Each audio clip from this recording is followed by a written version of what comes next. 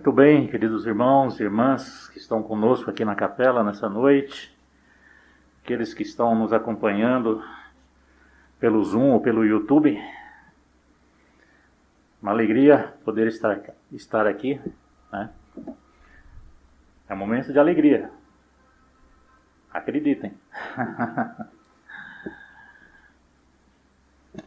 Essa vai ser certamente a última vez de um contato oficial que nós teremos aqui, eu na condição de presidente da Estaca, né, em que tive a oportunidade de liderar os rumos da Estaca São Carlos nos últimos 8 anos e 7 meses, né? Então, eu estou aqui com as mãos frias, o estômago, a barriga, né, um frio na barriga também.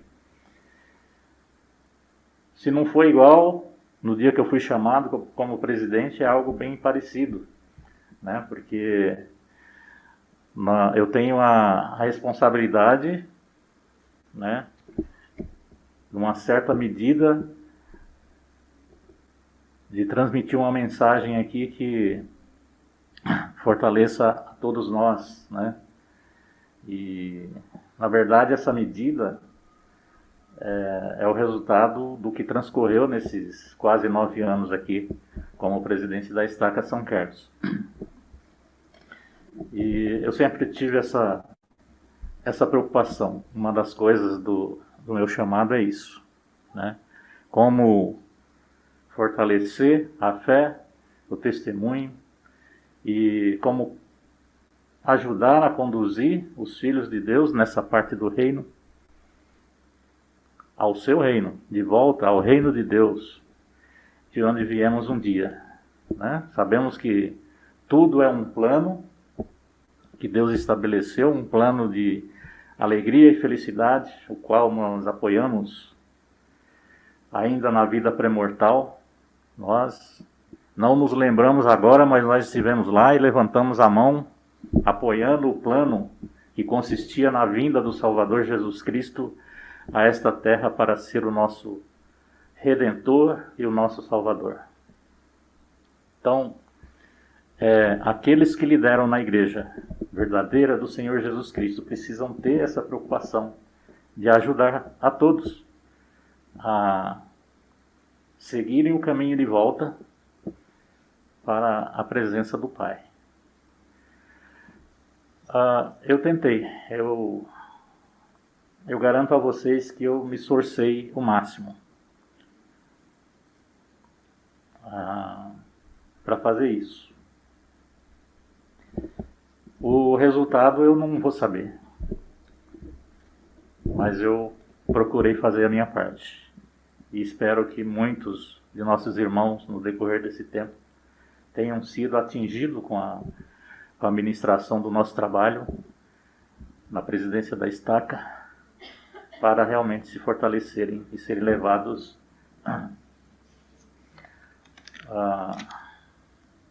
de volta ao reino de Deus, trilhando esse caminho, trilhando o caminho da retidão, para que no final realmente possamos todos nos encontrar lá. Cada um de nós aqui tem... Eu gosto de pensar um pouco nesse lado e vira e mexe eu estou falando sobre isso, talvez eu seja repetitivo em algumas coisas aqui, mas cada um de nós tem um tempo como membro da igreja, né? Uns acabaram de chegar, tem aí alguns meses ou semanas, alguns têm lá 5 anos, 10, 20, 50 anos. Eu acho que não tem ninguém aqui com mais de 60 anos de igreja não, porque nós temos um tempo de validade aqui também, né? Então, nesse tempo que nós temos como membro da igreja, nós conhecemos o nosso Salvador Jesus Cristo, a quem apoiamos lá no mundo, na pré-existência, né?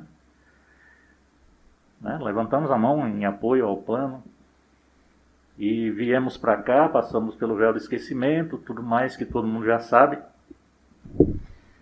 mas aqui nos tornamos membros da igreja, né, e tivemos alguns relances de lembrança desse plano que apoiamos lá, com o aprendizado que temos aqui na Igreja do Salvador Jesus Cristo.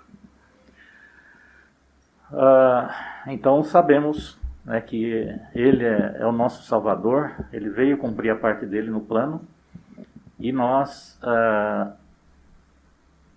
ao nos tornarmos membros de sua igreja, por meio das águas do batismo, fizemos convênios com Ele. E tomar sobre nós o seu nome, guardar os seus mandamentos e lembrar sempre dele. E aí, a outra parte dos convênios é prosseguir nossa vida, firmes na igreja, perseverantes até o fim, para cumprirmos a nossa parte. O Salvador cumpriu a dele, nós temos uma parte a cumprir no plano também. E o quanto nós conhecemos o Salvador e o que ele requer de nós para nós cumprirmos a nossa parte no plano.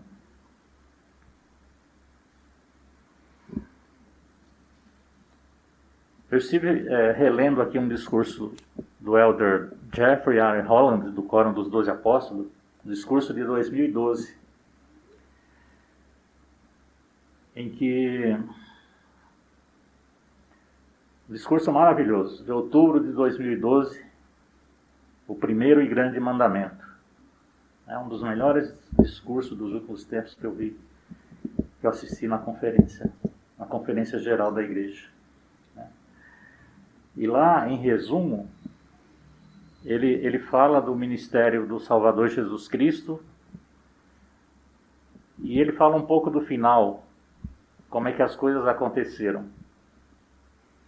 Jesus Cristo começou seu ministério terreno chamando os pescadores, Pedro e os outros apóstolos que estavam pescando lá, para se transformarem em pescadores de homens.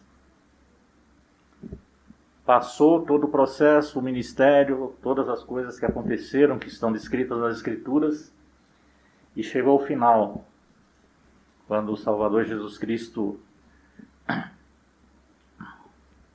como parte final de seu ministério, ele sofreu no jardim do Getsemane. Sofreu muito.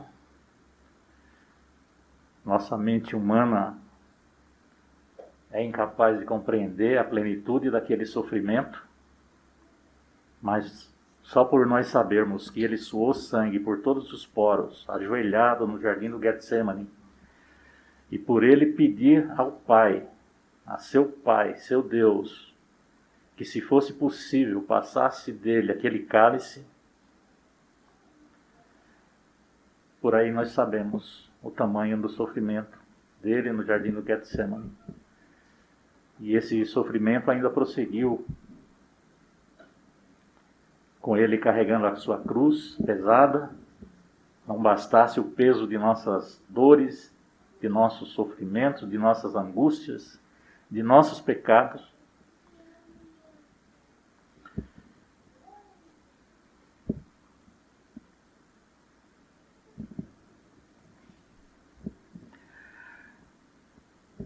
O Salvador ainda teve que carregar a sua cruz.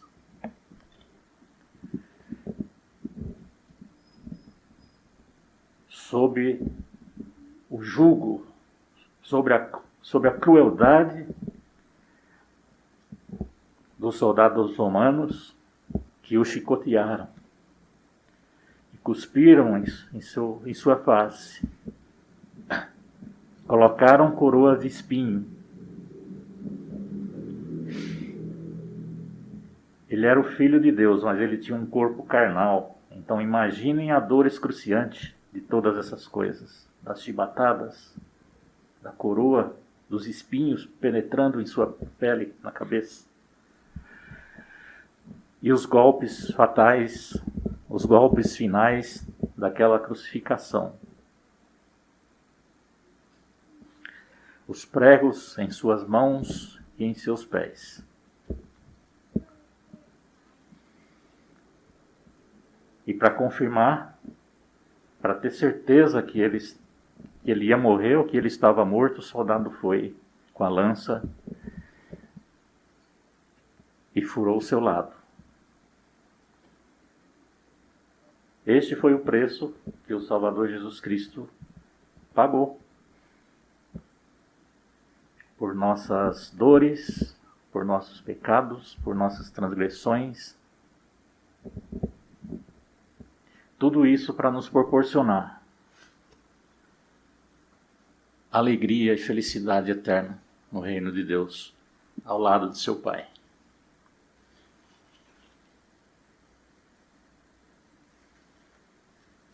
E nós aqui, conhecemos o Salvador Jesus Cristo e o seu papel como nosso Redentor e Salvador. Depois, isso foi o final. Então ele ministrou aqui na terra, em meio a seus apóstolos, a seus discípulos, por 3 anos. Então, nas Escrituras nós temos a história em que o Salvador foi sepultado, ressuscitou ao 3º dia e se ausentou por um tempo lá da presença dos apóstolos. E aqueles homens, o que eles fizeram?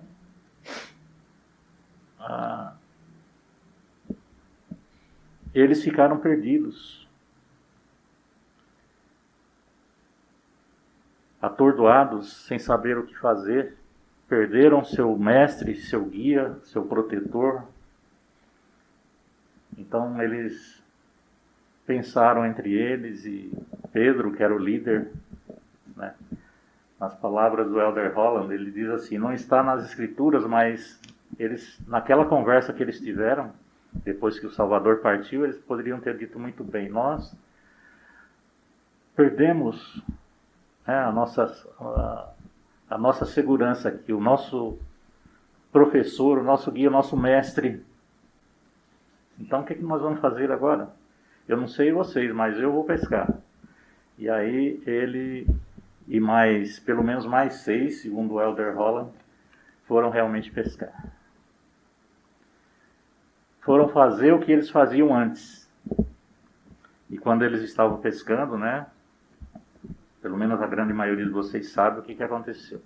Estavam lá pescando, não conseguiam nada, não conseguia pescar, e apareceu um homem à distância, perguntando a eles se tinha algo para comer. E eles disseram aquele homem, até então eles viam um homem lá. A pesca foi ruim, pescamos a noite inteira e não temos nada. E aquele homem então orientou eles jogarem a rede em determinado lugar. E aí a rede veio tão pesada que encheu o barco e vocês sabem a história. A quantidade de peixe que eles conseguiram lá. Nessa conversa, né, na ilustração do Elder Holland, então chamou Pedro de lado e teve uma conversa com ele. Ainda há dias vocês estavam comigo. Eu ministrei a vocês durante 3 anos. E agora vocês estão aqui, voltaram a fazer o que faziam antes. Ou seja, eles não tinham entendido ou não queriam entender que iriam ficar sem o Salvador Jesus Cristo ali para guiá-los. E aí eles demonstraram fraqueza, né? Não tem outra palavra para dizer, fraqueza. Porque eles estiveram sendo ensinados pelo Salvador do mundo, o próprio Jesus Cristo. E eles não aprenderam que quando o Salvador daqui partisse, era a responsabilidade deles a condução do reino de Deus aqui na terra. E somente depois disso, então,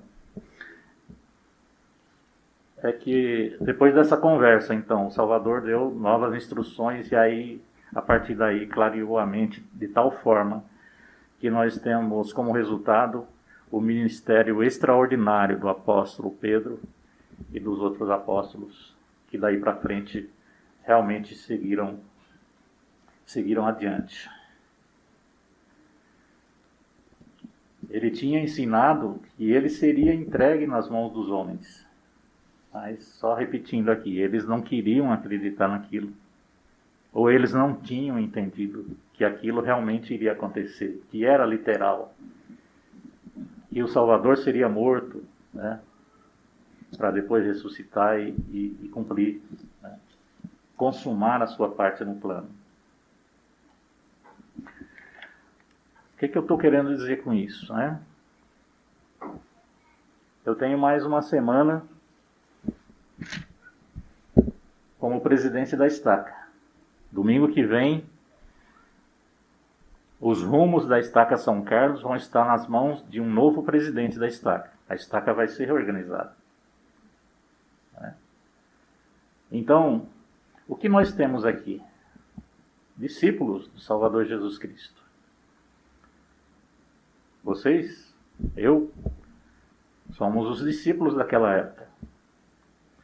Por isso que eu perguntei no começo, o quanto vocês conheceram, o quanto vocês conhecem o Salvador Jesus Cristo e o quanto entenderam até aqui do plano que foi traçado para a nossa vida. Do plano que foi traçado para a nossa responsabilidade como seus servos, como líderes de sua igreja. Então eu aprendi com esse discurso aqui, que a partir da semana que vem, eu não posso me dar o direito de, quando for desobrigado, pegar o boné, passar para o outro presidente e dizer aqui de púlpito, anunciar para todo mundo, a partir de hoje eu vou pescar.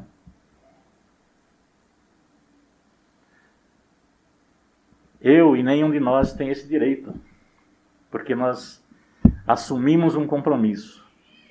Nós fizemos planos, nós fizemos convênios com Deus. E vocês sabem que convênios é um contrato, é como um contrato assinado entre duas partes. E que as duas partes precisam cumprir o que assumiu no convênio, contrato. Então, da mesma forma que o Elder Holland fala aqui em seu discurso,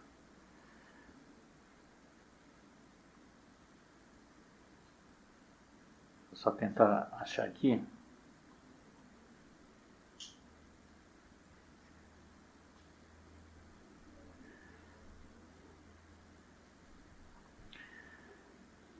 Entre outras coisas, ele fala, né, que nós devemos continuar a pensar, seja qual for a nossa responsabilidade, seja presidente de estaca ou diácono, que é responsável por distribuir o sacramento todo domingo na igreja, você não se isenta de suas responsabilidades por ter mudado de ala, por ter sido desobrigado de um chamado. Então ele diz aqui, a principal característica do amor sempre foi a lealdade. Então, se nós nos batizamos na igreja e fizemos esses convênios, é porque nós dissemos que amamos o Salvador. Por consequência, amamos o nosso próximo. Né? Se amamos o Salvador e a Deus, é o primeiro e grande mandamento. E o segundo é amar ao nosso próximo. Então, a principal característica do amor sempre foi a lealdade. Então, quando eu for desobrigado aqui como presidente da Estaca, as minhas responsabilidades de amar o próximo, de ajudar as pessoas, continuam. Eu não sou desobrigado disso. Aí, se amais, guardais os meus mandamentos, disse Jesus. Portanto, temos vizinhos para abençoar, filhos para proteger, pobres para erguer e a verdade para defender. Temos coisas erradas para corrigir, verdades para compartilhar e coisas boas para fazer. Em resumo, temos uma vida de dedicado discipulado para demonstrar nosso amor pelo Senhor. Não podemos desistir nem recuar. Depois de um encontro com o Filho vivo de Deus, nada jamais será como foi antes. Então que nós possamos ter esse entendimento. É isso que eu procurei fazer durante esse tempo de serviço na igreja como presidente da Estaca São Carlos. As experiências que eu aqui vivenciei nesses quase 9 anos de serviço como presidente me ajudaram muito a entender esses pontos da doutrina. Os apóstolos, eles tinham as dificuldades dele lá, por muitas razões, mas depois que eles entenderam o seu papel, eles arregaçaram as mangas e fizeram coisas maravilhosas em nome do Salvador, depois de sua partida. Mas só depois que eles realmente entenderam. Então, quando nós exercemos os nossos chamados, vamos pegar um missionário que foi um missionário de tempo integral que foi para o campo. Certamente todos os missionários que foram para o campo e ficaram 2 anos pregando o Evangelho, eu não estive lá, eu não fiz uma missão, mas eu sei que cada um deles teve uma experiência espiritual, daquelas para carregar para o resto da vida. Então, quando o missionário retorna do campo, ele traz aquela carga de experiências espirituais para ajudar o reino em sua própria terra. Ele esteve pregando em terras estrangeiras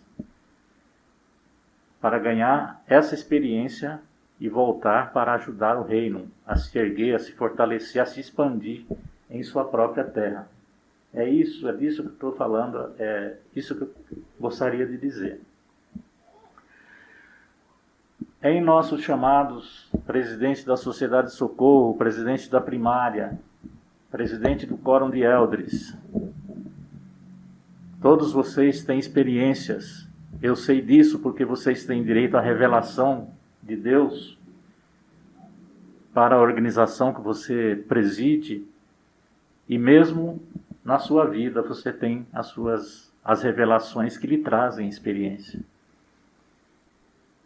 Terminou o chamado, aquelas experiências precisam servir para você continuar a servir, para você continuar a ajudar, continuar a abençoar a vida das pessoas. Então, é dessa forma que eu quero agir. Eu espero ter uns dias para descansar um pouquinho, mas eu sei o que vem por aí.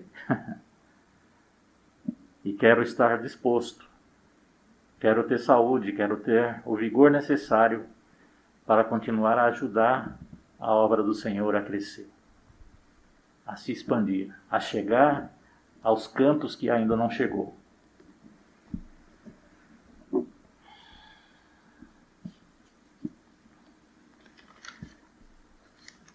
E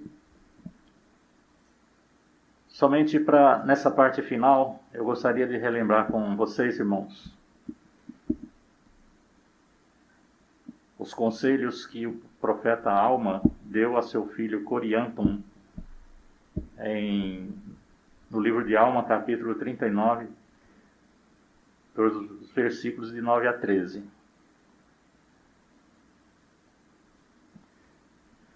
Considerem que esses conselhos que Alma deu a seus filhos é um conselho sábio que eu vou retransmitir a vocês, e vocês aproveitem e façam bom uso desses conselhos. Esses conselhos são importantes porque nós chegamos numa fase neste mundo aqui, em que precisamos redobrar os nossos cuidados. Agora falando um pouquinho sobre nos precaver contra o peso do pecado e a iniquidade que tem dominado este mundo. E essa iniquidade, ela tem afetado famílias, tem destruído famílias, tem destruído casamentos. Então nós precisamos, como atalaias na torre, alertar o nosso povo, especialmente nossa juventude. Os jovens, eles têm... O profeta tem falado de maneira incisiva que nossos jovens são uma geração eleita, filhos de Deus, eleitos para viver nessa geração, nessa época. Nós precisamos aproveitar o potencial desses jovens eleitos para fazer o que para que eles ajudem a fazer o que o presidente Nelson disse quando ele esteve aqui no Brasil em 2019, que a igreja iria viralizar no Brasil e os jovens são os grandes responsáveis por isso. Por isso que eles são tão especiais. Se um profeta de Deus fala isso, quem somos nós para duvidar? Eu sei que tem famílias, os pais que estão aí, têm preocupações, e assim deve ser, devem se preocupar muito com seus jovens, porque essa é a geração que vai liderar a igreja daqui a alguns anos. Não tem jeito. Então nós precisamos preparar nossos jovens para isso. E nós começamos com os cuidados necessários para que eles não sejam atingidos pelos dardos inflamados do inimigo, de Lúcifer, que proporciona todos os meios e condições para que, especialmente os jovens, se desviem do caminho, caiam no mundo e deixem com que a iniquidade tome conta de sua vida, o pecado tome conta de sua vida. Então, o profeta, quando ele estava para partir para o mundo eterno, cumprindo a sua jornada terrena, por causa da sua idade, ele aconselhou seus filhos. E a um deles, especialmente, ele disse algumas palavras muito interessantes aqui. Em Alma 39, a partir do versículo 9. Agora, meu filho, eu quisera que te arrependesses e abandonasses teus pecados, e que não mais sucumbisses à concupiscência dos teus olhos. E que abandonasses todas essas coisas, pois, a não ser que assim procedas, de nenhum modo herdarás o reino de Deus. Qual é o nosso objetivo? Herdar o reino de Deus. Só que é um caminho estreito e apertado para nós andarmos, para nós seguirmos. Lembra-te e decide-te a abandonar essas coisas. E ordeno-te que te aconselhes com teus irmãos mais velhos no que empreenderes. Jovens, deem ouvidos aos conselhos de seus irmãos mais velhos. Algumas vezes aqui, mais conhecido como pais. Ouçam os conselhos de seus pais.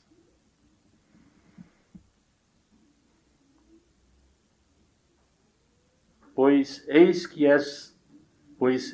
és jovem, e necessitas da orientação de teus irmãos, e dá ouvidos a seus conselhos. Novamente. E dá ouvido a teus conselhos.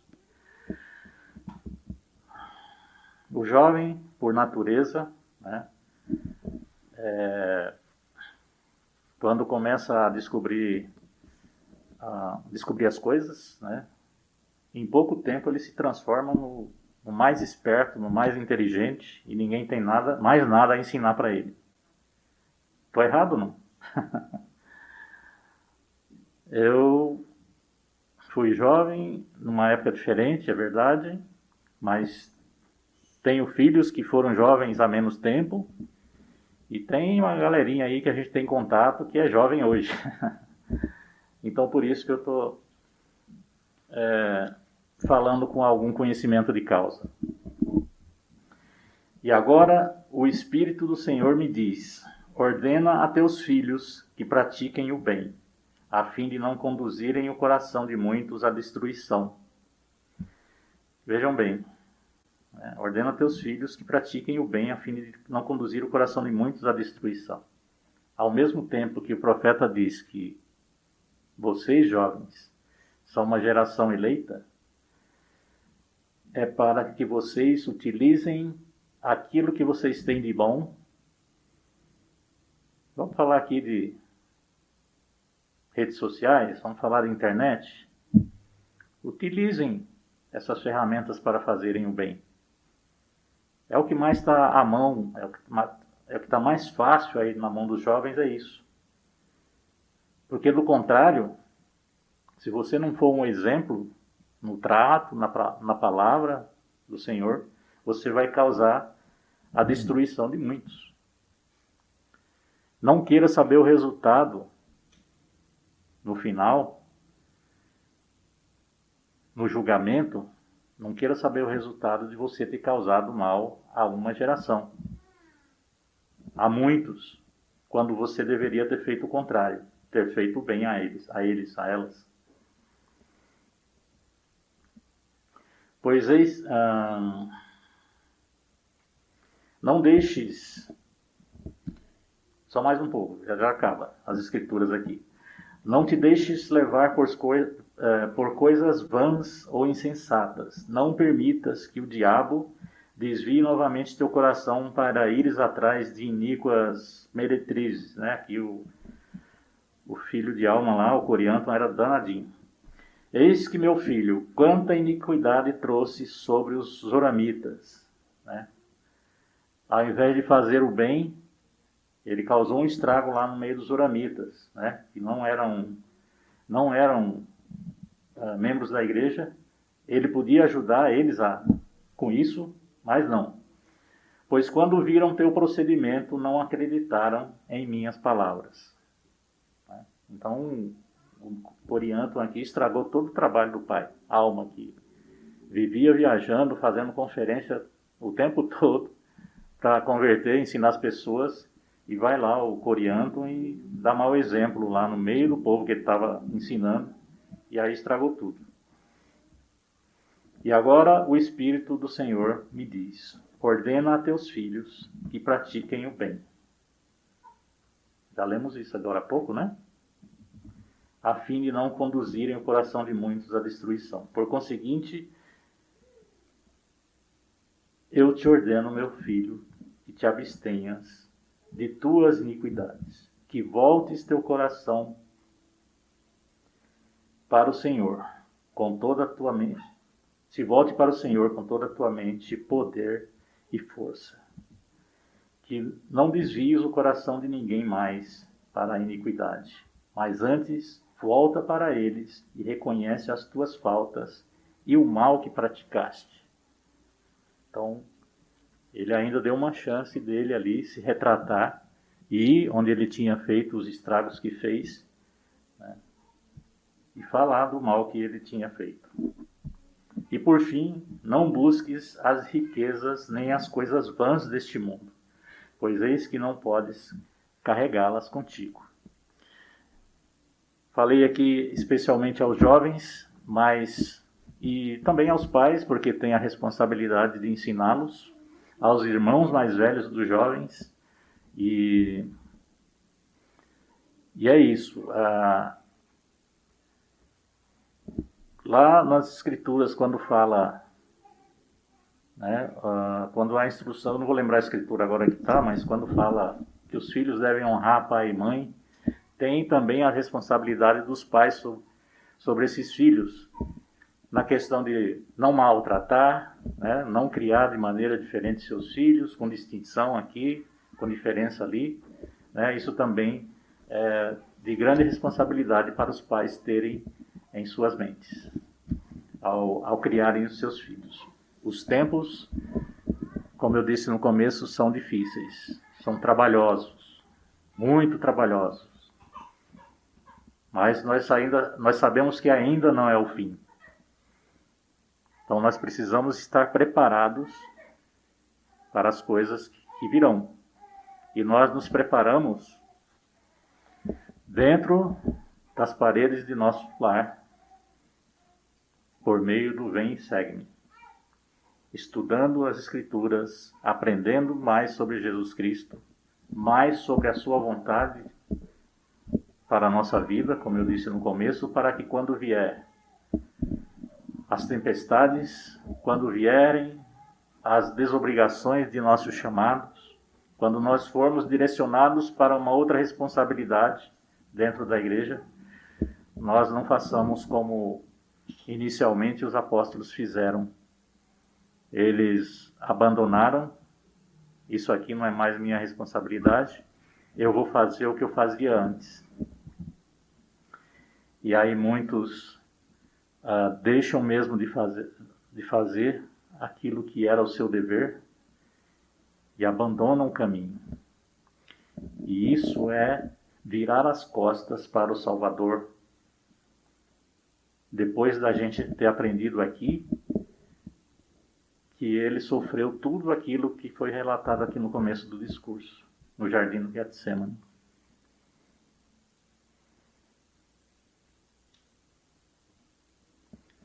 Uma das coisas mais dolorosas que existe, irmãos, é a ingratidão.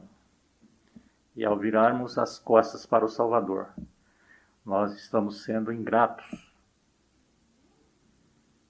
com o preço que ele pagou por cada um de nós. Queridos irmãos, ao finalizar esse período da minha vida como membro da igreja, o Senhor me deu essa oportunidade de ser o líder espiritual de vocês nesse período.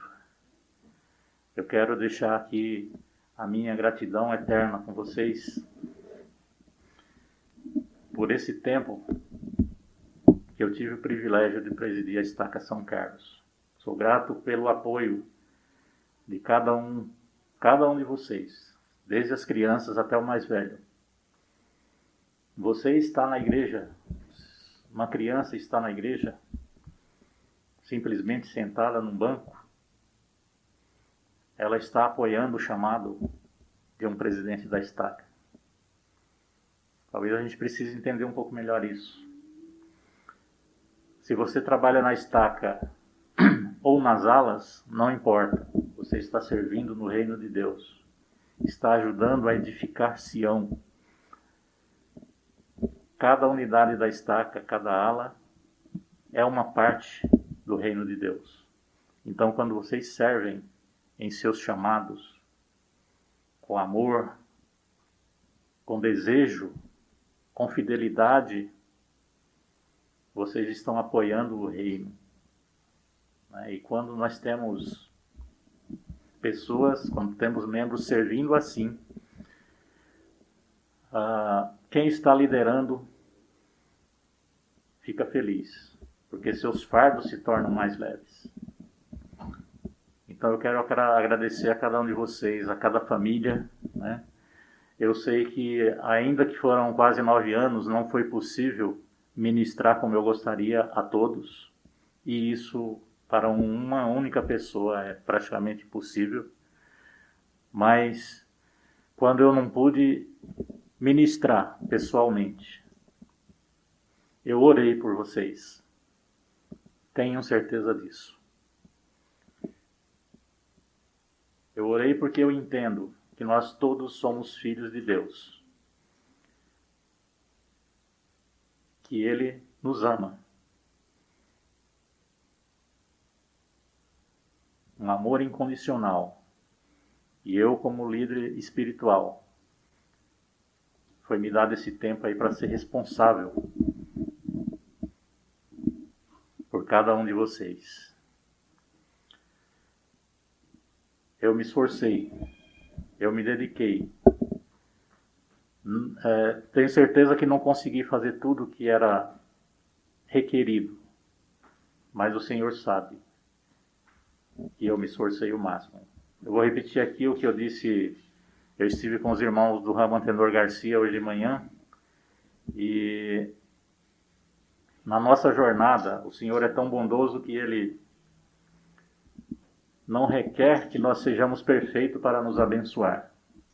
Ele quer apenas que nós nos esforcemos. Tanto é que naquelas perguntas que são feitas para a sua renovação da recomendação para o templo, a maioria daquelas perguntas começam com: você se esforça por...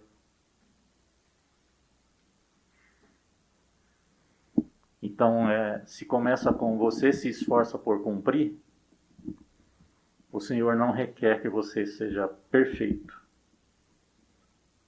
para ser abençoado, para entrar em seu templo santo. Para entrar no templo é requerido dignidade, pureza, limpeza de ações e pensamentos. É por isso que o Senhor pergunta se nós nos esforçamos para fazer essas coisas, para entrar em sua casa, para conversar com Ele, para receber revelações. Esta é a representação do amor de Deus por cada um de nós. Foi uma jornada razoavelmente longa, mas eu saio feliz e com o conhecimento, o testemunho renovado e o amor fortalecido pelos filhos de Deus e pelo meu Salvador Jesus Cristo.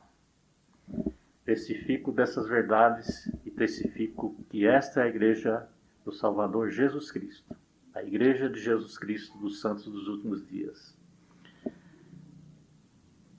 Uma coisa que eu sempre falei em minhas mensagens é que nós somos um povo privilegiado por vivermos numa época em que o Evangelho foi restaurado em sua plenitude. Muitas vezes nós não damos a devida importância, não enxergamos o tamanho das bênçãos que é isso, ter o Evangelho de Jesus Cristo aqui, nesses dias, século 21, 2000 anos depois de Cristo. Ponderem um pouco sobre isso. E meçam o tamanho das bênçãos. Comecem a contar as bênçãos por causa disso, por causa da restauração do Evangelho do Senhor em nossa vida. Fiquem em paz, que o Senhor os abençoe em seus lares, com as suas famílias,